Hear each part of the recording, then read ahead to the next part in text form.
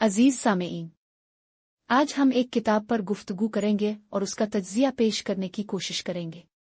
ये लफ्ज़ बा लफ्ज़ तर्जमा नहीं बल्कि मुसन्निफ़ के तालीमी मकासद के लिए पेश किए गए नज़रियात और अफ़कार का खुलासा है।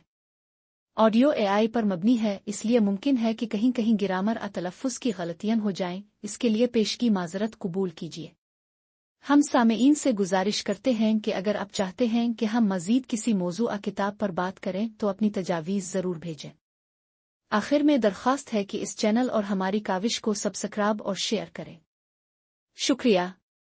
आज हम एक ऐसे मुफक्किर की दुनिया में जा रहे हैं, 11वीं सदी के, जिन्होंने सदियों पहले उन सवालों से निपटा जो आज भी हमारे जहनों में हैं। हम बात कर रहे हैं इमाम गजाली की, और ख़ास तौर पर उनकी मशहूर किताब कीमिया सादत। और आज हम इस किताब के एक पुराने तुर्की तर्जमे के एक बड़े दिलचस्प अंग्रेजी दीबाचे को देख रहे हैं। कोशिश करेंगे कि उनके ख्यालात की गहराई तक पहुंचें। जी बिल्कुल।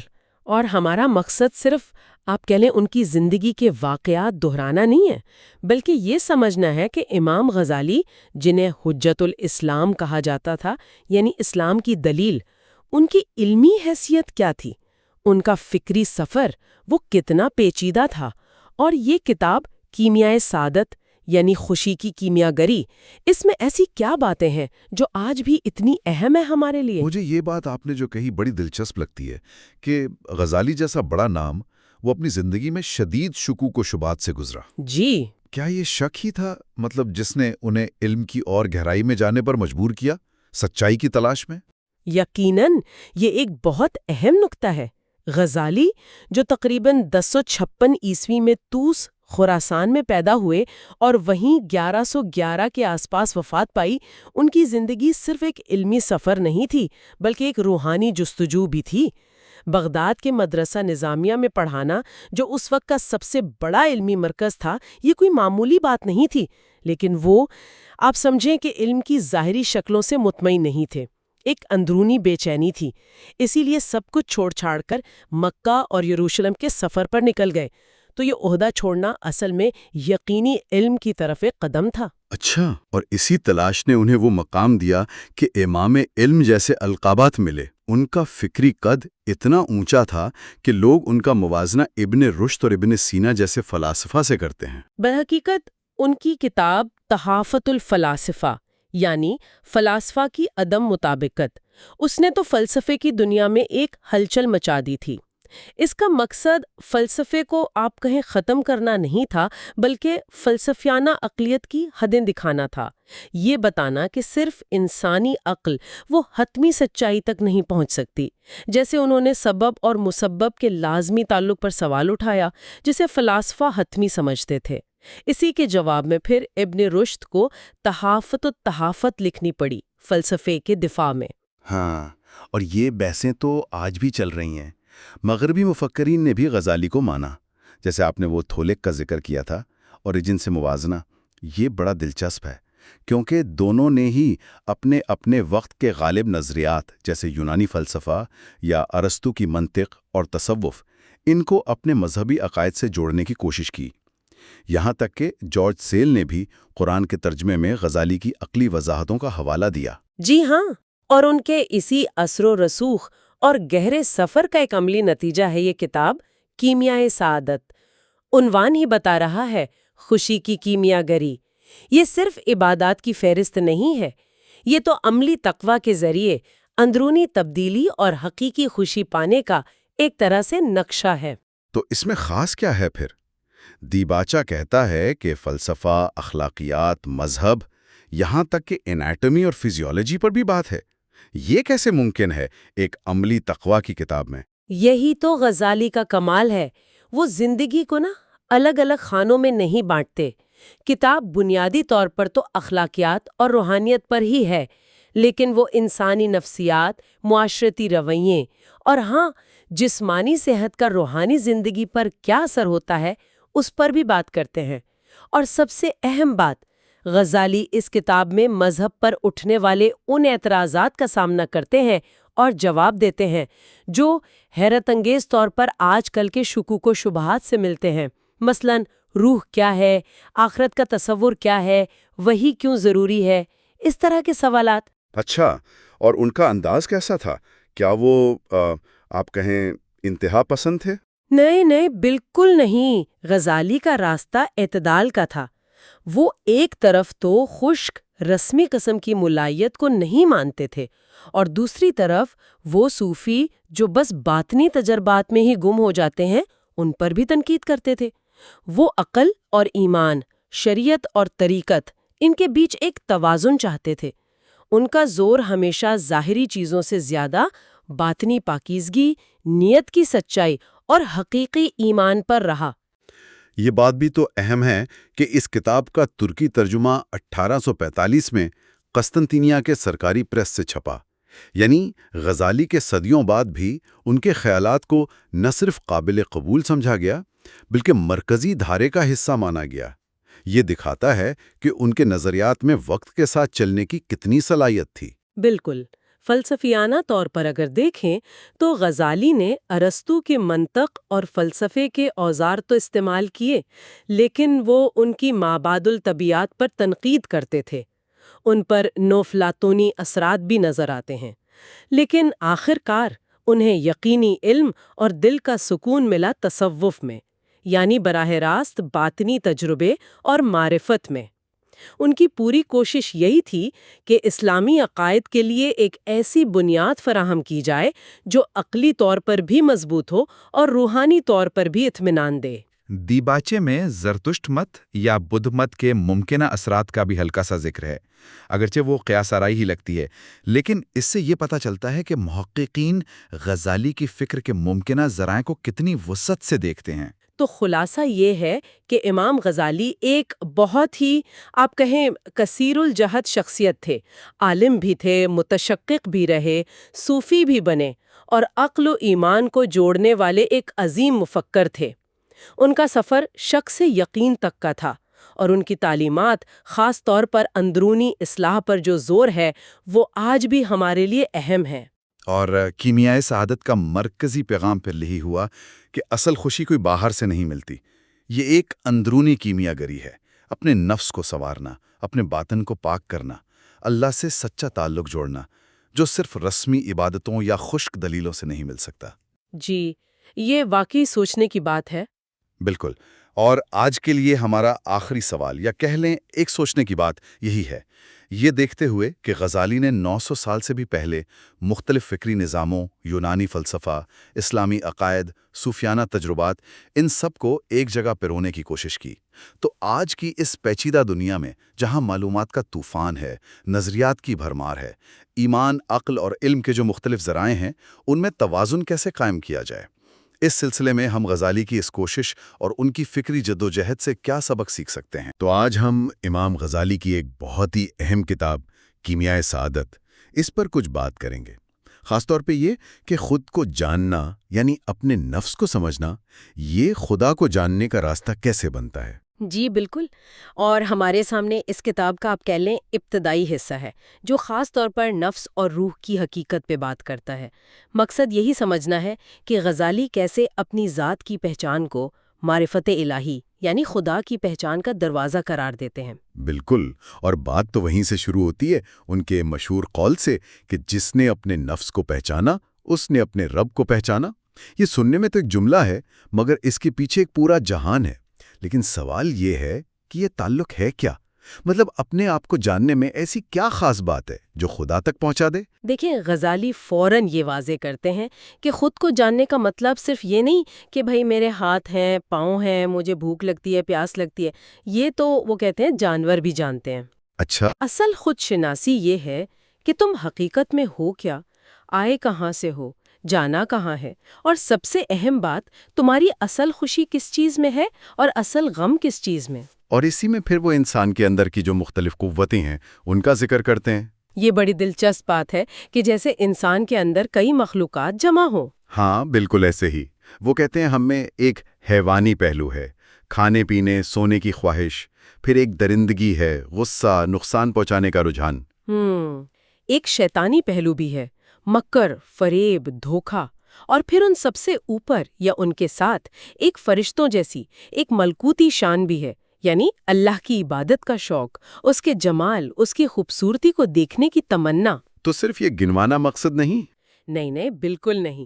اصل چیلنج یہ ہے کہ پہچانو تم پر ان میں سے غالب کیا ہے، کیونکہ تمہاری جو دائمی خوشی ہے یا بدبختی، اس کا دار و مدار اسی پر ہے کہ تم کس قوت کے زیر اثر ہو۔ اور یہاں پر پھر قلب یعنی دل کا کردار بہت مرکزی ہو جاتا ہے۔ غزالی کے لیے یہ صرف وہ گوشت کا عضو نہیں ہے جو سینے میں دھڑکتا ہے۔ کی بات کر رہے ہیں وہ ایک باطنی حقیقت ہے، ایک لطیفہ ربانی یعنی روح ہے جو عالم امر سے آئی ہے۔ عالم امر؟ جی، عالم خلق نہیں جہاں چیزیں بنتی بگڑتی ہیں، یہ عالم امر سے ہے، ایک حکم سے وجود میں آئی ہے، اور یہ جسم کی جو سلطنت ہے نا، اس کا بادشاہ ہے۔ اس کا اصل کام اس کی خاصیتی خدا کو پہچاننا اور اس کے جمال کا مشاہدہ کرنا ہے، یہ عام حواس سے نہیں ہوتا۔ تو یہ عالم غیب سے اس کا تعلق یہ کیسے سمجھا جائے؟ کوئی مثال؟ غزالی خوابوں کی مثال دیتے ہیں کہ نیند میں جب ہمارے ظاہری حواس، آنکھ، کان، یہ سب ایک طرح سے معطل ہوتے ہیں، تب بھی دل یا روح عالم غیب سے کچھ نہ کچھ دیکھ لیتی ہے، جان لیتی ہے۔ اچھا، وہ کہتے ہیں دل ایک صاف آئینے کی طرح ہے، اگر اسے خواہشات کی، دنیاوی چیزوں کی گرد سے پاک رکھا جائے تو اس میں لوح محفوظ تک سے علم منعکس ہو سکتا ہے۔ یعنی جاگتے ہوئے بھی؟ جی، ریاضت اور مجاہدے سے یہ ممکن ہے کہ بیداری میں بھی وہ مشاہدہ نصیب ہو جائے جسے صوفیہ کشف کہتے ہیں۔ واہ، اچھا، اس پوری اندرونی کیفیت کو، اس کشمکش کو سمجھانے کے لیے غزالی نے وہ شہر والی تمثیل بھی استعمال کی ہے، وہ تو بہت مشہور ہے۔ جی، وہ بہت خوبصورت تمثیل ہے۔ جسم گویا ایک شہر ہے، دل اس شہر کا بادشاہ ہے، ٹھیک ہے۔ عقل جو ہے وہ وزیر ہے، خواہشات یعنی شہوت وہ سمجھیں کہ ٹیکس وصول کرنے والا لالچی عامل ہے، اور غصہ وہ شہر کا کوتوال یا پولیس والا ہے۔ اب یہ صرف کہانی نہیں ہے، غزالی پوچھتے ہیں کہ تمہارے اندرونی شہر میں حکومت کس کی چل رہی ہے؟ اگر بادشاہ یعنی دل اپنے عقل والے وزیر کی سنتا ہے اور خواہشات اور غصے کو قابو میں رکھتا ہے تو امن ہوگا، تو سلطنت میں امن رہے گا، توازن رہے گا اور نتیجہ ابدی خوشی ہوگا۔ لیکن اگر خواہش اور غصہ وزیر پر یعنی عقل پر غالب آ جائیں اور بادشاہ کو اپنی مرضی پر چلائیں تو پھر تباہی ہے۔ تو پھر تباہی ہے، سلطنت برباد ہو جائے گی۔ تو اگر دل اتنا مرکزی ہے معرفت کے لیے، تو پھر یہ جو ظاہری علم ہے جو ہم حواس سے، عقل سے سیکھتے ہیں، سائنس ہے، فنون ہے، فقہ ہے، اس کی کیا حیثیت رہ جاتی ہے؟ کیا وہ رکاوٹ بن جاتا ہے؟ نہیں، یہ بڑا اہم نقطہ ہے۔ غزالی ظاہری علوم کی اہمیت کو بالکل رد نہیں کرتے۔ طب، حساب، زبان، فقہ یہ سب ضروری ہیں، ان کے بغیر دنیاوی نظام نہیں چلتا۔ ٹھیک۔ لیکن وہ علم مکاشفہ یعنی یہ جو دل کا براہ راست علم ہے، اسے وہ کیمیا کہتے ہیں، یعنی الکیمی، اور باقی علوم کو سونے کی طرح قرار دیتے ہیں۔ اچھا، یعنی سونا بھی قیمتی ہے؟ بالکل، سونا بہت قیمتی ہے، لیکن کیمیا گری کیا کرتی ہے؟ وہ تانبے جیسی معمولی دھات کو سونا بنا دیتی ہے۔ تو باطنی علم وہ ٹرانسفارمیٹیو قوت ہے جو انسان کی حقیقت بدل دیتی ہے، اسے اصل مقصد تک لے جاتی ہے۔ ہاں، کبھی کبھی ایسا ہوتا ہے کہ انسان صرف ظاہری علم میں اتنا کھو جائے کہ وہ اصل حقیقت سے حجاب بن جائے۔ سمجھ گیا۔ تو انسان کی عظمت اور پستی کا معیار بھی پھر اسی سے جڑ گیا کہ وہ کس علم کی طرف مائل ہے۔ بالکل، انسان کی عظمت اسی میں ہے کہ وہ اپنے بنانے والے کو پہچانے، اس کی محبت حاصل کرے۔ اگر وہ صرف کھانے پینے، نفسانی خواہشات یعنی حیوانی سطح پر ہی زندگی گزار دے تو غزالی تو یہاں تک کہتے ہیں کہ وہ جانوروں سے بھی بدتر ہو جاتا ہے۔ اور وہ جسم کی ساخت پر غور کرنے کو بھی معرفت کا ذریعہ بتاتے ہیں۔ جی، وہ علم الابدان یعنی اناٹمی پر غور کرنے کی دعوت دیتے ہیں کہ دیکھو تو صحیح، اللہ نے یہ جسم کیسے بنایا ہے، ہر عضو، ہر رگ، ہر پھٹا کیسی حکمت سے رکھا ہے۔ اس پر غور کرنے سے بھی خدا کی قدرت، اس کی حکمت، اس کی رحمت کا اندازہ ہوتا ہے۔ یہ بھی معرفت کا ایک راستہ ہے۔ اور آخری بات، حقیقی خوشی، اصل لذت، وہ بھی اسی معرفت سے جڑی ہوئی ہے۔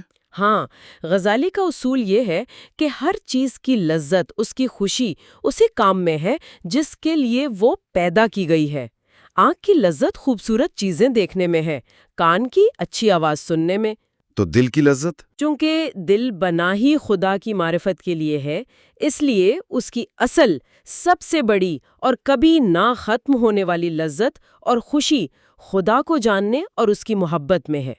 دنیا کی لذتیں تو موت کے ساتھ ختم ہو جاتی ہیں نا، صحیح۔ مگر یہ معرفت اور محبت والی لذت، یہ تو موت کے بعد اور بڑھ جاتی ہے، یہ دائمی ہے۔ تو خلاصہ کلام یہی ہوا کہ امام غزالی کے مطابق اپنے اندر جھانکنا، اپنی پیچیدگیوں کو سمجھنا، اپنی حیوانی، شیطانی اور خاص طور پر اپنی ملکوتی صلاحیت کو پہچاننا اور اپنے دل کی اصل حقیقت اور اس کے مقصد کو جان لینا، یہی دراصل خدا کو جاننے کی کنجی ہے۔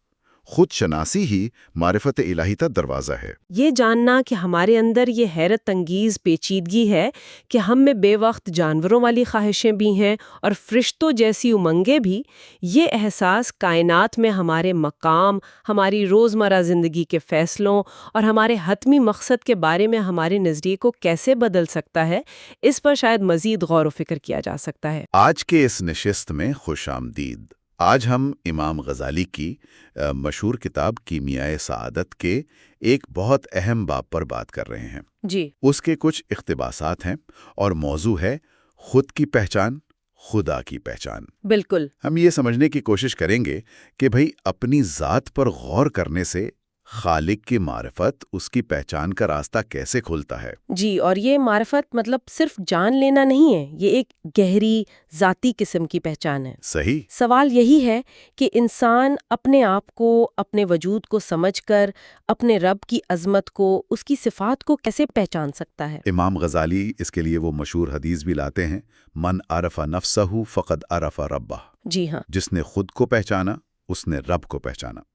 یعنی روح ایک آئینے کی طرح ہے، صاف ہو تو خدا کا عکس نظر آ سکتا ہے۔ بالکل۔ اور وہ اس معرفت کے دو راستے بتاتی ہیں۔ ایک تو کہتی ہیں بہت ہی گہرا ہے، پیچیدہ ہے، اچھا۔ ہر ایک کے بس کا نہیں۔ دوسرا راستہ جس پر ہم آج زیادہ بات کریں گے وہ زیادہ آسان ہے۔ وہ کیا ہے؟ اس میں یہ ہے کہ انسان اپنے وجود سے خالق کے وجود کا ثبوت لے، اپنی صفات سے جو محدود ہیں خالق کی لامحدود صفات کا اندازہ لگائے۔ جیسے علم، قدرت۔ جی، اور جیسے جسم پر ہمارا اپنا اختیار ہے محدود سا، اس سے کائنات پر خدا کے لامحدود اختیار کا تصور کرے۔ یہ تو واقعی بڑی حیرانی کی بات ہے جب ہم اپنی تخلیق پر غور کریں۔ ایک پانی کا قطرہ، جی، اور اس سے یہ پورا وجود، ہاتھ، پاؤں، آنکھیں، زبان، ہر چیز ایک خاص حکمت سے بنی ہے۔ غزالی اسی پر تو زور دیتی ہیں، کہتی ہیں ذرا اپنے ہاتھوں کو ہی دیکھ لیں، 5 انگلیاں ہیں، لمبائی مختلف ہے، انگوٹھا باقیوں کے سامنے ہے تاکہ ہم پکڑ سکیں، کوئی کام کر سکیں۔ صحیح۔ پھر دانت ہے، کچھ کاٹنے والے، کچھ پیسنے والے۔ زبان ہے، ذائقہ بھی بتاتی ہے، نوالا بھی اندر دھکیلتی ہے۔ یہ سب چیزیں مطلب بنانے والے کی کیسی زبردست قدرت، کیسا علم، کیسی حکمت، اس پر دلیل ہے۔ اور ہم روزمرہ میں ان پر دھیان بھی نہیں دیتے۔ بالکل، نشانیاں ہیں یہ جنہیں ہم بس نظر انداز کر دیتے ہیں۔ غزالی نے روح اور خدا کے تعلق پر بھی کوئی مثال دی ہے؟ جی، بہت خوبصورت مثال دی ہے۔ وہ کہتی ہیں کہ جیسے روح ہمارے جسم پر حکومت کرتی ہے، ٹھیک، اسے چلاتی ہے، محسوس کرتی ہے، سب کچھ، لیکن خود نظر نہیں آتی۔ نہ اس کا کوئی وزن ہے، نہ رنگ، نہ شکل۔ جی، نہ اسے تقسیم کیا جا سکتا ہے۔ تو وہ کہتی ہیں اسی طرح خدا پوری کائنات کا نظام چلا رہا ہے، لیکن وہ خود زمان و مکان سے، جسم سے، ان مادی چیزوں سے پاک ہے، بلند ہے۔ اچھا۔ اور اسی مثال میں ایک اور نقطہ بھی ہے، وہ یہ کہ جب انسان اپنے اندر کی روح کو ہی پوری طرح نہیں سمجھ سکتا، صحیح، تو وہ اس خدا کو کیسے پوری طرح سمجھ سکتا ہے جو تمام روحوں کا، پوری کائنات کا خالق ہے؟ یہ تو پھر اللہ اکبر والی بات ہو گئی۔ بالکل، اللہ سب سے بڑا ہے، اس کی بڑائی ہمارے وہم و گمان، ہماری سمجھ سے بہت بہت بلند ہے۔ لیکن کچھ لوگ اس گہرائی تک نہیں جاتے۔ غزالی نے ان کی بھی مثال دی ہے جو صرف ظاہری اسباب کو دیکھتے ہیں۔ جی، جیسے وہ فطرت پرستوں یا نجومیوں کی بات کرتی ہیں۔ ہاں، وہ چونٹی والی مثال۔ جی، کہ ایک چونٹی کاغذ پر قلم چلتا دیکھے تو سمجھے کہ سارا کمال قلم کا ہے۔ ہاں، ٹھیک۔ یا کوئی دوسری ذرا زیادہ سیانی ہو تو کہے نہیں، قلم نہیں، یہ انگلیاں ہیں جو چلا رہی ہیں۔ مگر وہ یہ نہیں سمجھ پاتی کہ اصل طاقت تو لکھنے والے کے ہاتھ، اس کے ارادے کی ہے۔ اچھا، یعنی قلم، انگلیاں، ستارے، فطرت، یہ سب بیچ کے اسباب ہیں۔ بالکل، اصل چلانے والا، اصل فائل تو خدا ہے۔ ان لوگوں کی بات، مطلب نجومی یا طبیب کی بات اپنی حد تک ٹھیک ہو سکتی ہے، مگر وہ آخری حقیقت تک نہیں پہنچتے۔ یہ بڑا دلچسپ نکتہ ہے۔ مطلب کسی بیماری کی وجہ طبیب کچھ بتائے، نجومی کچھ اور، جی مگر اصل وجہ شاید یہ ہو کہ خدا بندے کو اپنی طرف بلانا چاہ رہا ہے۔ بالکل ممکن ہے۔ اور اسی طرح غزالی کچھ اور غلط فہمیوں سے بھی خبردار کرتی ہیں جو اس راستے میں پیش آ سکتی ہیں۔ مثلاً جیسے کچھ لوگ کہتے ہیں بھئی عبادت کیوں کریں، خدا کو کیا فائدہ؟ ہاں، یہ سنا ہے۔ تو غزالی کہتی ہیں یہ تو ایسی بات ہوئی کہ بیمار کہے میں پرہیز کیوں کروں، طبیب کا کیا فائدہ؟ ارے بھائی، فائدہ تو خود بیمار کا ہے۔ صحیح کہا۔ اور کچھ لوگ سمجھتے ہیں کہ بری عادتیں جیسے تکبر، حسد، یہ ختم ہی نہیں ہو سکتی۔ ہاں، تو وہ کوشش چھوڑ دیتے ہیں، جبکہ شریعت یہ نہیں کہتی کہ انہیں جڑ سے ختم کر دو، وہ شاید ممکن بھی نہ ہو۔ اچھا، شریعت کہتی ہے ان پر قابو پاؤ، انہیں لگام دو، کنٹرول کرو۔ ٹھیک۔ اسی طرح کچھ لوگ بس اللہ کی رحمت پر تکیہ کر کے عمل کرنا چھوڑ دیتے ہیں، یا پھر خود کو اتنا پہنچاوا سمجھ لیتے ہیں کہ گناہ بھی انہیں معمولی لگتے ہیں۔ اوہو، حالانکہ انبیاء اور صحابہ تو ذرا سی لغزش پر بھی ڈر جاتے تھے۔ بالکل، یہ خود فریبی ہے، بہت خطرناک ہے۔ تو آخر میں غزالی ان سب باتوں کو کیسے جوڑتے ہیں؟ وہ آخر میں جو ہم تسبیحات پڑھتے ہیں نا، سبحان اللہ، الحمدللہ، لا الہ الا اللہ، اللہ اکبر، جی، ان کے معنی کو اسی خود شناسی اور خدا شناسی سے جوڑتی ہیں۔ وہ کیسے؟ اپنی کمزوری، اپنی محتاجی کا احساس ہمیں سبحان اللہ کہلاتا ہے، یعنی اللہ پاک ہے۔ اپنی نعمتوں پر شکر، الحمدللہ۔ صحیح۔ اور اپنی ذات میں اور کائنات میں خدا کی قدرت، اس کی وحدانیت کا مشاہدہ، لا الہ الا اللہ اور اللہ اکبر کی حقیقت ہم پر کھولتا ہے۔ تو گویا خلاصہ یہ ہوا کہ انسان کی اصل کامیابی، اس کی سعادت خدا کی معرفت میں ہے۔ جی، اور پھر اس معرفت سے پیدا ہونے والی محبت میں اور اس کی اطاعت میں۔ اور یہ سفر خود اپنی ذات سے شروع ہوتا ہے۔ بالکل، خود شناسی سے محبت، محبت سے ذکر، ذکر سے عبادت، گناہوں سے پرہیز، اور اس پورے سفر میں شریعت کی رہنمائی لازم ہے۔ تو آج ہم نے دیکھا کہ اپنے اندر جھانکنا، اپنی ذات پہ غور کرنا، کیسے کائنات کے خالق کی پہچان کے دروازے کھل سکتا ہے۔ جی ہاں، جسم، روح، اختیار، سب میں نشانیاں ہیں۔ لیکن جیسا آپ نے کہا، اللہ اکبر۔ جی، یہ ہمیشہ یاد رکھنا ہے کہ خدا کی اصل عظمت ہماری سمجھ سے، ہمارے اندازوں سے کہیں بلند ہے۔ خود شناسی بس ایک چابی ہے، پوری منزل نہیں۔ سامعین کے لیے ایک آخری نکتہ چھوڑ جاتے ہیں۔ اگر خود شناسی واقعی خدا شناسی کی ایک کلید ہے، تو اپنی ذات کے کن پہلوؤں پر غور کرنا، شاید اپنی کمزوریوں پر، اپنی خوبیوں پر، اپنی خواہشات پر، اس سفر میں ہمارا اگلا قدم ہو سکتا ہے۔ اور کیسے ہم اپنی روح کی نگرانی، اس کی دیکھ بھال مسلسل کر سکتے ہیں تاکہ راستے سے بھٹک نہ جائیں۔ السلام علیکم۔ آج ہم ایک بہت ہی اہم موضوع پر بات کریں گے۔ یہ ایک کلاسیکی تحریر سے لیا گیا ہے، دنیا کی حقیقت اور آخرت کی تیاری۔ ہم خاص طور پر دیکھیں گے کہ یہ تحریر دنیا کو کیسے بیان کرتی ہے۔ جی، وعلیکم السلام۔ یہ جو اقتباسات ہیں، یہ امام غزالی کی مشہور زمانہ کتاب کیمیائے سعادت سے لیے گئے ہیں، اور وہ دنیا کو ایک خاص روحانی نظر سے دیکھتے ہیں، مطلب آخرت کے مقابلے میں اس کی کیا حیثیت ہے۔ اچھا، تو آج کی گفتگو کا مقصد یہی سمجھنا ہے کہ امام غزالی کے مطابق یہ دنیا آخر ہے کیا، اس کا مقصد کیا ہے، اور انسان کا اس میں کیا کردار بنتا ہے نا؟ بالکل۔ کوشش یہی ہوگی کہ اس قدیم حکمت سے کچھ اہم باتیں، کچھ اسباق نکالیں جو آج بھی ہمارے کام آ سکیں۔ تو آئیے اس پر بات شروع کرتے ہیں۔ سب سے پہلے یہ تحریر دنیا کو کیسے دیکھتی ہے؟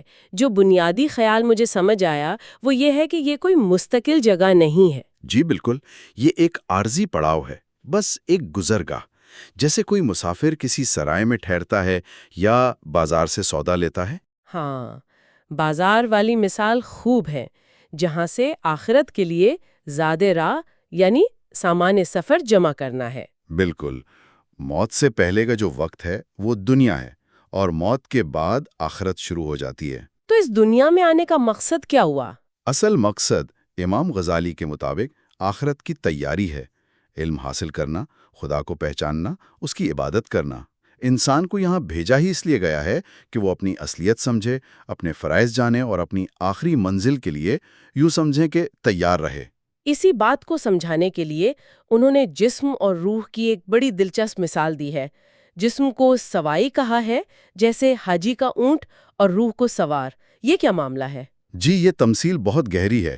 دیکھیں، جیسے حاجی کو اپنی منزل یعنی مکہ تک پہنچنے کے لیے اونٹ کا خیال رکھنا پڑتا ہے، اسے کھلانا پلانا ہوتا ہے۔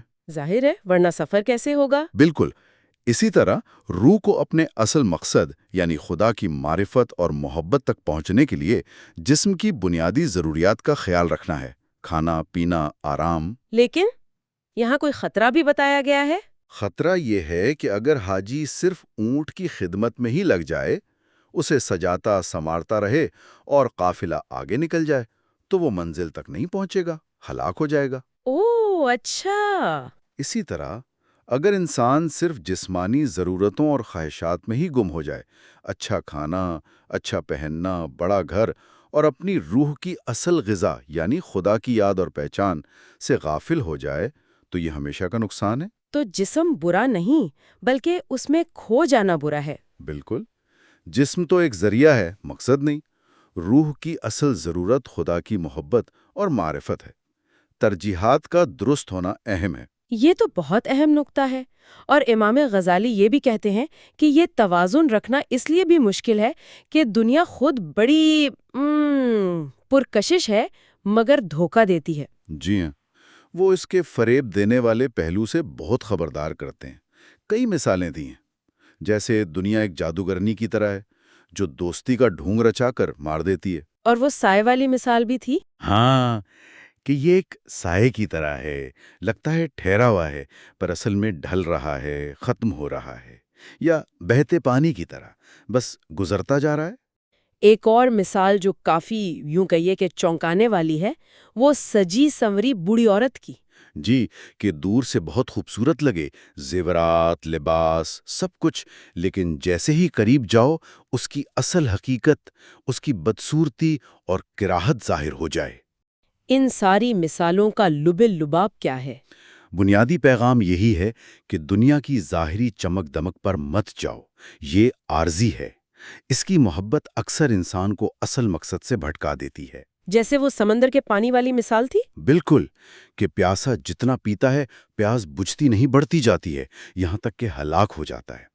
اسی طرح دنیا کی لذتوں کی ہوس ہے، موت کے وقت یہ سب حسرت اور اذیت بن جاتی ہیں۔ ایک اور تمثیل جو بہت مشہور ہے وہ بحری جہاز کے مسافروں والی ہے، جو ایک جزیرے پر اترتے ہیں۔ ہاں، وہ تو انسانوں کے رویوں کی بہترین عکاسی ہے۔ جہاز ایک جزیرے پر کچھ دیر رکتا ہے، مسافروں کو کہا جاتا ہے کہ جلدی سے اپنی ضرورت پوری کر کے واپس آ جائیں۔ تو کچھ لوگ سمجھدار ہوتے ہیں۔ جی، کچھ لوگ فوراً جاتے ہیں، ضرورت کی چیزیں لیتے ہیں اور جلدی سے واپس جہاز پر آ کر اچھی جگہ بیٹھ جاتے ہیں۔ یہ وہ ہیں جو دنیا سے بس ضرورت کے مطابق لیتے ہیں، آخرت کی تیاری کے لیے۔ اور باقی لوگ؟ کچھ لوگ جزیرے کی خوبصورتی، رنگین پھولوں، پتھروں میں کھو جاتے ہیں۔ وہ دیر سے آتے ہیں، انہیں جہاز میں مشکل سے تنگ جگہ ملتی ہے، شاید اپنا کچھ سامان بھی وہیں چھوڑ آتے ہیں۔ اور کچھ اس سے بھی زیادہ غافل؟ ہاں، کچھ لوگ وہاں سے بیکار چمکدار پتھر وغیرہ اٹھا لاتے ہیں، جو جہاز میں جگہ بھی گھیرتے ہیں اور بعد میں بدبو دینے لگتے ہیں۔ یہ ان کے گناہوں کی طرح ہیں۔ اور سب سے بدقسمت کون؟ وہ جو جزیرے کی رونق میں اتنے گم ہو جاتے ہیں کہ جہاز ہی چلا جاتا ہے۔ وہ وہیں رہ جاتے ہیں اور بھوک، پیاس یا جنگلی جانوروں کا شکار ہو کر ہلاک ہو جاتے ہیں۔ یہ ان کی مثال ہے جو دنیا میں پوری طرح کھو گئے اور اپنی اصل منزل آخرت کو بالکل بھلا بیٹھے۔ اللہ رحم کرے۔ تو کیا اس سب کا مطلب یہ ہے کہ دنیا میں ہر چیز ہی بری ہے، ہر کام قابل مذمت ہے؟ پھر تو جینا ہی ممکن نہ رہے۔ نہیں، ایسا ہرگز نہیں۔ امام غزالی یہ واضح کرتے ہیں، دنیا کی وہ چیزیں جو آخرت کے سفر میں مددگار ہوں، وہ بہت قابل قدر ہیں۔ مثلاً جیسے علم حاصل کرنا، عبادت کرنا، نیکی کے کام کرنا، تقوی اختیار کرنا، اور زندگی کی وہ بنیادی ضرورتیں بھی، کھانا، پینا، لباس، گھر، نکاح، جو انسان کو اس قابل بناتی ہیں کہ وہ اللہ کی بندگی کر سکے وہ بھی اچھی ہیں۔ تو پھر برا کیا ہے؟ قابل مذمت صرف وہ دنیاوی لذتیں اور مشغولیات ہیں جو انسان کو اللہ سے غافل کر دیں، اسے اس کے اصل مقصد سے ہٹا دیں، یا جو آخرت میں سزا کا باعث بنے۔ حدیث کا مفہوم بھی کچھ ایسا ہی ہے نا؟ یہ مفہوم یہی ہے کہ دنیا اور جو کچھ اس میں ہے، اللہ کے ذکر اور اس چیز کے سوا جس سے اللہ محبت کرتا ہے، یعنی جو اس کی طرف لے جائے، وہ سب ملعون ہے، یعنی اللہ کی رحمت سے دور ہے۔ تو خلاصہ یہ کہ توازن، اصل چیز توازن ہے۔ دنیا کو استعمال کرنا ہے، اس میں کھو نہیں جانا، اسے منزل نہیں راستہ سمجھنا ہے۔ بالکل صحیح۔ آج کی اس گفتگو سے یہ بات تو بہت واضح ہو گئی کہ امام غزالی کی نظر میں دنیا ایک امتحان گاہ ہے، تیاری کی جگہ ہے۔ یقیناً یہ تحریر ہمیں سوچنے پر مجبور کرتی ہے کہ ہم اپنی زندگی، اپنا وقت، اپنی صلاحیتیں، یہ جو قیمتی سرمایہ ہمیں ملا ہے، اسے کیسے خرچ کر رہے ہیں۔ کیا ہم اسے اصل مقصد کے لیے استعمال کر رہے ہیں یا فانی چیزوں کے پیچھے ضائع کر رہے ہیں؟ یہی سوال ہے۔ تو آخر میں سننے والوں کے لیے ایک نکتہ چھوڑ جاتے ہیں غور و فکر کے لیے۔ آج کے اس دور میں ان ساری تمثیلات کی روشنی میں کوئی شخص اپنی روزمرہ کی زندگی، اپنی دنیاوی ذمہ داریوں اور اپنی روحانی تیاری کے درمیان وہ نازک توازن کیسے ڈھونڈ سکتا ہے، کیسے قائم رکھ سکتا ہے؟ خوش آمدید۔ آج ہم کچھ کافی گہرے سوالات میں جا رہے ہیں۔ موضوع ہے روح، موت اور آخرت کی زندگی۔ جی، اور ہمارے پاس جو ماخذ ہیں وہ اس پر تفصیل سے بات کرتے ہیں۔ تو کوشش یہی ہوگی کہ ان اہم نکات کو ذرا آسان لفظوں میں سمجھیں۔ بالکل، اور دیکھیں آخرت کو سمجھنے کے لیے پہلے یہ زندگی، موت اور یہ روح کیا چیز ہے، اسے سمجھنا بہت ضروری ہے، صحیح؟ ورنہ بات نہیں بنتی۔ جی، ورنہ وہ بنیادی نہیں ہوتی۔ تو پھر شروع یہیں سے کرتے ہیں کہ یہ روح ہے کیا؟ آپ نے ذکر کیا ماخذ میں 2 قسمیں بتائی گئی ہیں۔ جی ہاں، پہلی قسم ہے روح حیوانی۔ یوں سمجھیں کہ یہ ہمارے جسمانی وجود سے جڑی ہے۔ جسمانی وجود سے؟ جی، ایک طرح کی لطیف توانائی یا بھاپ سمجھ لیں، جو دل سے، یعنی وہ جو گوشت کا لوتھڑا ہے وہاں سے نکلتی ہے، اچھا۔ اور پھر خون کے ذریعے پورے جسم میں پھیل جاتی ہے۔ ہمارے حواس، حرکت، یہ سب اسی کے دم سے ہے۔ تو میڈیکل سائنس اسی کو دیکھتی ہے۔ بالکل، طب کا سارا کام اسی کا توازن برقرار رکھنا ہے۔ جب یہ توازن بگڑتا ہے تو بے حسی، حرکت ختم، اور جب یہ مکمل نکل جائے تو وہ موت ہے۔ ٹھیک ہے۔ یہ تو ہوئی روح حیوانی۔ اور دوسری قسم؟ دوسری ہے روح انسانی، اسے قلب بھی کہا گیا ہے۔ یہ مادی نہیں ہے۔ مادی نہیں، یعنی اسے آپ تقسیم نہیں کر سکتے۔ اصل جوہر یہی ہے، خدا کی پہچان اسی سے ہوتی ہے۔ یہ سمجھیں کہ عالم بالا سے آئی ہے، اس دنیا میں ایک طرح کی اجنبی ہے۔ تو یہ لازوال ہے، فرشتوں کی طرح؟ جی، یہ ابدی ہے، اس کا تعلق اوپر سے ہے۔ اس کا توازن دوا دارو سے نہیں، بلکہ نیکی، تقوی، خدا سے تعلق، ان چیزوں سے بنتا ہے۔ اچھا، اگر یہ روح انسانی لازوال ہے تو پھر موت کا مطلب اس کا خاتمہ تو نہیں ہوا؟ بالکل بھی نہیں، ماخذ بہت واضح ہیں اس پر۔ موت روح کا فنا ہونا نہیں، صرف جسم سے اس کی جدائی ہے۔ ٹھیک۔ جسم تو مٹی میں چلا جاتا ہے، لیکن یہ روح، یہ اپنی اصل یعنی فرشتوں کی دنیا کی طرف، عالم بالا کی طرف لوٹ جاتی ہے۔ اور وہ جو صفات تھیں خدا کی پہچان والی، محبت والی؟ وہ باقی رہتی ہیں، بلکہ شاید موت کے بعد اور زیادہ واضح ہو جاتی ہیں۔ ہاں، وہ جو جسمانی ضرورتیں تھیں، بھوک، پیاس، وہ ختم۔ یہ بات تو قیامت کے تصور کو بھی بڑا مختلف زاویہ دیتی ہے۔ عام طور پہ لوگ سمجھتے ہیں کہ ہم فنا ہو کر دوبارہ بنیں گے۔ جی، لیکن یہاں نقطہ یہ ہے کہ قیامت میں روح فنا ہو کر دوبارہ نہیں بنے گی، وہ تو ہے ہی لازوال۔ اسے ایک نیا جسم ملے گا۔ نیا جسم؟ ضروری نہیں کہ وہی پرانا والا ہو۔ ضروری نہیں، اصل چیز تو روح ہے۔ جسم تو ایک لباس کی طرح ہے، دنیا میں بھی تو بدلتا رہتا ہے نا، بچپن سے بڑھاپے تک۔ ہاں، یہ بات تو ہے۔ وہ مثالیں بھی دی جاتی ہیں نا کہ اگر کسی کو درندہ کھا لے یا چور کا ہاتھ کٹ جائے تو وہ ایٹم کہاں سے آئیں گے؟ یہ اصل میں روح کی اہمیت بتاتی ہیں۔ اور یہ روح موت کے بعد باشعور رہتی ہے، مطلب بے خبر نہیں ہو جاتی؟ جی، بالکل باشعور رہتی ہے۔ قرآن میں شہیدوں کے بارے میں کیا آیا ہے کہ وہ زندہ ہیں، رزق دیے جاتے ہیں۔ صحیح۔ یا جنگ بدر کے بعد نبی کریم صلی اللہ علیہ وسلم کا مقتولین سے بات کرنا، یہ سب اسی شعور کی دلیل ہیں۔ اچھا، تو پھر موت کے فوراً بعد کیا معاملہ ہوتا ہے؟ یہ جو عذاب قبر کا ذکر آتا ہے۔ جی، اس کی بھی دو جہتیں سمجھائی گئی ہیں۔ ایک تو ہے روحانی عذاب، اس کا تعلق سیدھا روح سے ہے۔ وہ کیسے؟ اس کی بڑی وجہ بتائی گئی ہے دنیا سے شدید محبت۔ وہ جو مال و دولت، گھر بار، رشتے ناتے، جن سے بہت لگاؤ تھا، جب موت ان سب سے جدا کرتی ہے نا، تو وہ جدائی کا غم، وہ حسرت، وہ پچھتاوا، وہی روح کے لیے ایک عذاب بن جاتا ہے۔ اوہ، تو یہ ایک اندرونی کیفیت ہے۔ بالکل، اسی لیے شاید وہ حدیث ہے کہ دنیا مومن کے لیے قید خانہ اور کافر کے لیے جنت۔ وہ لگاؤ کا فرق ہے۔ صحیح۔ اور اسی روحانی تکلیف میں پھر گناہوں پر شرمندگی، رسوائی کا احساس، اور سب سے بڑھ کر خدا کی معرفت نہ پانے اور اس کے قرب سے محرومی کا غم، یہ بھی شامل ہے۔ یہ تو بہت شدید لگتا ہے۔ جی، کہا گیا ہے کہ یہ روحانی تکلیف جسمانی سے کہیں زیادہ ہو سکتی ہے۔ دوسرا پہلو پھر وہ مادی عذاب کا بھی ہے، جو جسم کے ذریعے روح کو محسوس ہوتا ہے۔ تو اس سب سے بچنے کا راستہ کیا ہے پھر؟ راستہ وہی ہے جو روح انسانی کی اصل سے جڑا ہے۔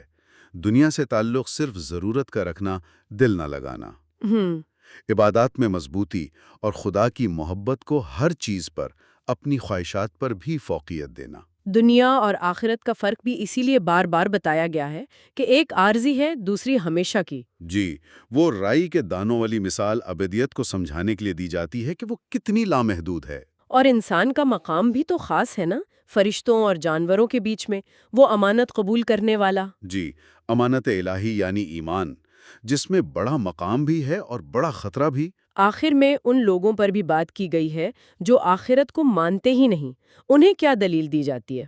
ایک تو انبیاء، اولیاء، علماء کی زندگیاں سامنے رکھی جاتی ہیں کہ انہوں نے آخرت کی فکر میں اپنی زندگیاں گزار دیں۔ کیا وہ سب نعوذ باللہ غلطی پر تھے؟ اور دوسری ایک عملی دلیل ہے کہ بھئی اگر یقین نہ بھی ہو تب بھی احتیاط تو کرنی چاہیے نا۔ جیسے اگر کوئی کہے کہ کھانے میں زہر ہو سکتا ہے تو ہم احتیاطاً نہیں کھاتے، چاہے شک ہی ہو، یا ڈاکٹر کی بات مان لیتے ہیں معمولی فائدے کے لیے۔ تو آخرت تو ہمیشہ کی زندگی کا معاملہ ہے، وہاں احتیاط کیوں نہ کی جائے؟ بات تو وزنی ہے۔ تو خلاصہ یہ ہوا کہ روح لازوال ہے، موت صرف جسم بدلنے کا نام ہے، اور ہمارا انجام اس بات پر ہے کہ ہم نے اس دنیا میں رہتے ہوئے اپنی ترجیحات کیا رکھی، خدا سے کتنا جڑیں اور دنیا سے کتنا۔ بالکل، اور یہاں سے نا وہ غور طلب نکتہ نکلتا ہے جو ماخذ کے آخر میں ہے۔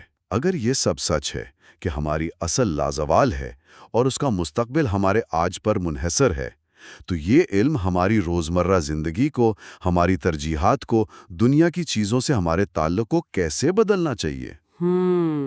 گہری بات ہے۔ اور یہ جو کہا جاتا ہے کہ دنیا آخرت کی کھیتی ہے، اس کا عملی مطلب کیا بنتا ہے پھر ہماری زندگیوں میں؟ یہ سوال سوچنے کے لیے چھوڑا گیا ہے۔ آج ہم امام غزالی کی بہت مشہور کتاب کیمیائے سعادت، اس میں سے ایک بہت ہی خاص موضوع پر بات کر رہے ہیں، خدا کی محبت۔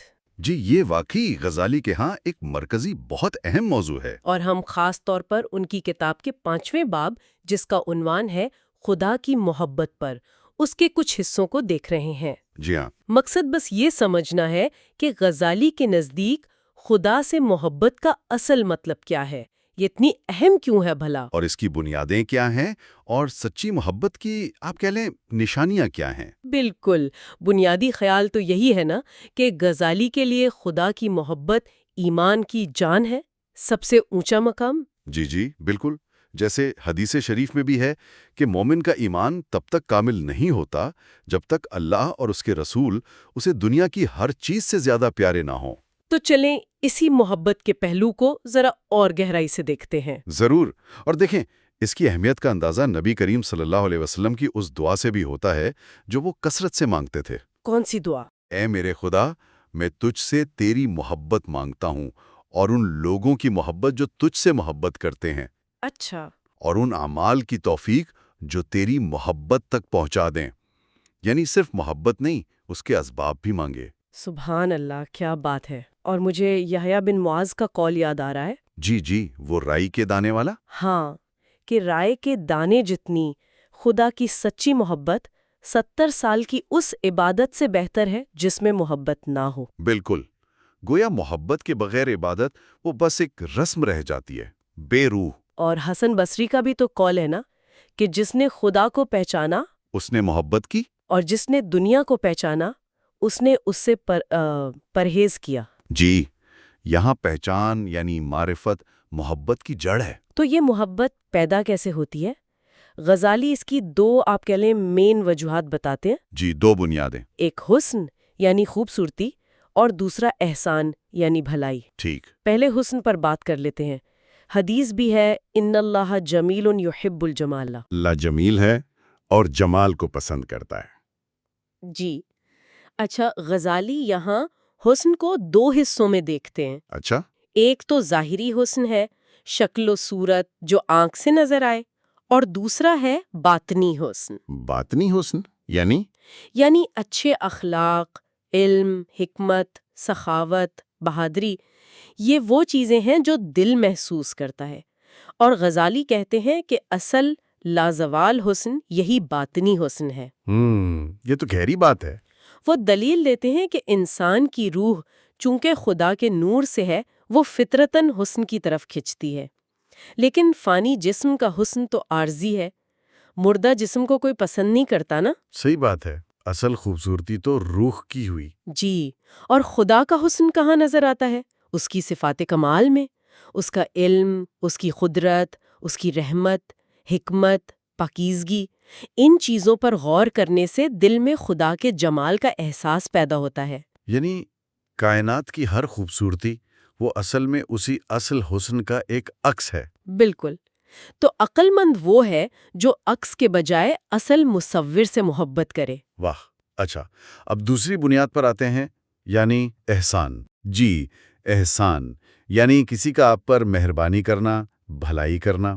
انسان کی فطرت ہے کہ وہ اپنے محسن سے محبت کرتا ہے۔ یہ تو ہے بالکل۔ تو غزالی کہتے ہیں ذرا سوچیں، ہمارا سب سے بڑا محسن کون ہے؟ وہ تو اللہ تعالیٰ ہے۔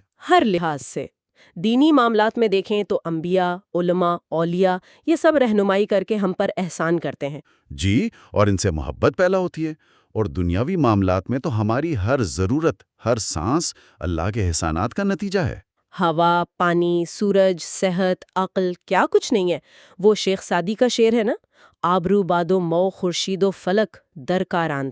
تا تو نانے بکف آری وہ بغفلت نہ خوری۔ بالکل، سب ہمارے لیے کام میں لگے ہیں۔ تو نکتہ یہ ہے کہ اگر ایک معمولی تحفے پر ہم کسی انسان کے شکر گزار ہو جاتے ہیں تو اس خدا کے کتنے شکر گزار اور محب ہونا چاہیے جس نے ان گنت نعمتیں دی ہیں، یہاں تک کہ جب ہم نافرمانی کر رہے ہوتے ہیں تب بھی اس کی نعمتیں بند نہیں ہوتی۔ یہ سوچنے کی بات ہے۔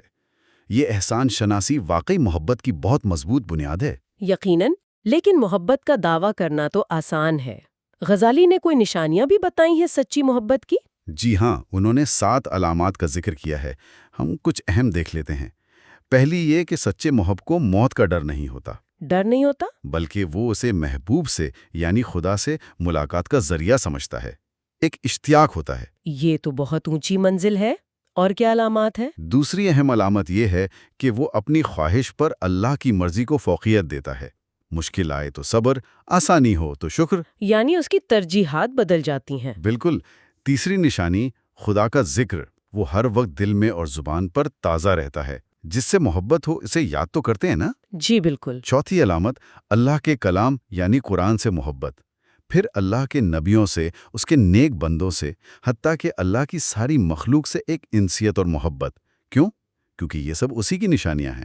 گویا محبوب کی ہر چیز پیاری لگتی ہے۔ جی، پھر ایک اور نشانی، تنہائی میں عبادت کا شوق، رات کو اٹھ کر چھپ کر اپنے رب سے باتیں کرنا، اس میں لذت محسوس ہوتی ہے۔ عبادت بوجھ نہیں لگتی۔ نہیں، بلکہ سکون ملتا ہے۔ اور آخری اہم بات، اللہ کے دوستوں سے دوستی اور اس کے دشمنوں سے ایک طرح کی ناپسندیدگی، یہ بھی سچی محبت کی دلیل ہے۔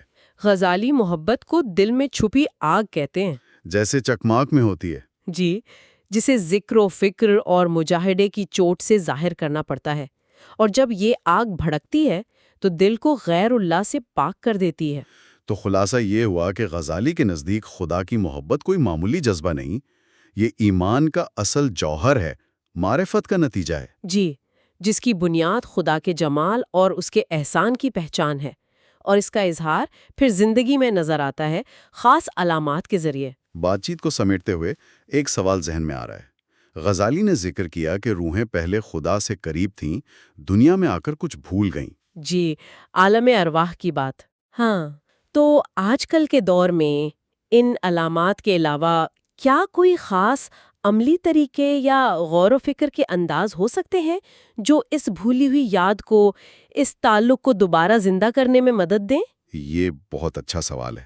میرا خیال ہے کہ غزالی نے جو راستے بتائے ہیں، یعنی خدا کی صفات، جمال اور اس کے احسانات پر گہرائی سے سوچنا، ذکر کرنا، نیک لوگوں کے ساتھ رہنا، اپنی خواہشات کو قابو کرنا، شاید یہی وہ طریقے ہیں جو آج بھی کارآمد ہیں۔ یعنی بنیادیں وہی ہیں؟ جی، بنیادیں وہی ہیں۔ اصل چیز شاید مستقل مزاجی ہے اور سچی طلب۔ آج کی تیز زندگی میں ان پر ٹھہر کر عمل کرنا، یہی اصل چیلنج ہے۔ یہ ایک اہم نقطہ ہے سوچنے کے لیے۔